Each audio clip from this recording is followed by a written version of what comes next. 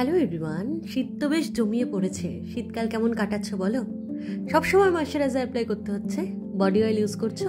আজকে আমি তোমাদের সাথে আমার উইন্টার স্কিন কেয়ার রুটিনের একটা পার্ট শেয়ার করছি। আমি তোমাদের আগের ভিডিওতে বলেছিলাম যে আমি ডার্মাটোলজিস্ট দেখিয়েছি। 2 মাস হলো আমি তার প্রেসক্রাইব করা medicine, shampoo, gel, face wash use করছি। এবার তোমাদেরকে আমি আসল কথাটা বলি, সেটা হচ্ছে আমি গেছিলাম স্কিনের প্রবলেমের জন্য, বিকজ আমার অ্যাকনির প্রবলেম অসম্ভব। তো আমাকে উনি একটা কথা বললেন, সেটা হচ্ছে আমার যে অ্যাকনি এটা হয়েছে বিকজ অফ আমার ড্যান্ড্রাফের প্রবলেমের জন্য।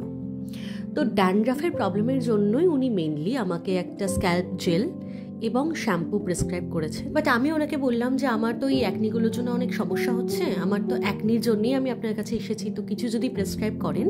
তখন উনি বললেন যে ড্যান্ড্রাফের প্রবলেমের জন্য যেহেতু তোমার অ্যাকনিটা হচ্ছে, ড্যান্ড্রাফটা যবে কমবে অ্যাকনিটা অটোমেটিক্যালি কমে যাবে। তবুও তুমি যদি চাও তাহলে আমি একটা ফেস ওয়াশ এবং জেল প্রেসক্রাইব করছি। তো ওই ফেস ওয়াশ আর জেলটা আমাকে 2 মাসের জন্য উনি বলেছিলেন। 2 মাস আমার হয়ে গেছে। এবার তোমাদের সাথে আমি রেজাল্টটা শেয়ার করছি। আমার ড্যান্ড্রাফের প্রবলেম 90% কমে গেছে। যে শ্যাম্পুটা আমি ইউজ করছি, যেটা উনি প্রেসক্রাইব করেছেন, সেটা তোমাদের সাথে আমি নেক্সট কোনো একটা ভিডিওতে শেয়ার করব। আর অ্যাকনির কথায় আসি, অ্যাক্টিভ অ্যাকনির প্রবলেমটা অনেকটাই রিডিউস হয়েছে, আমি নিজে ফিল করছি।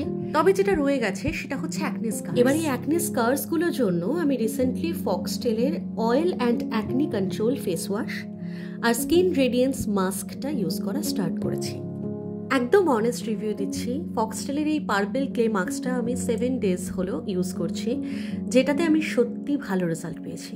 আস্তে আস্তে এই অ্যাকনি স্কার্সগুলো আমার কমছে। আর তোমাদেরকে আমি আগের ভিডিওতে বলেছিলাম আমার লিপেও একটা ডার্ক স্পটস পিগমেন্টেশনের প্রবলেম ছিল, যেটা দ্য কুইনের এই লিপ বামটা ইউজ করে আস্তে আস্তে কমছে। Thank you.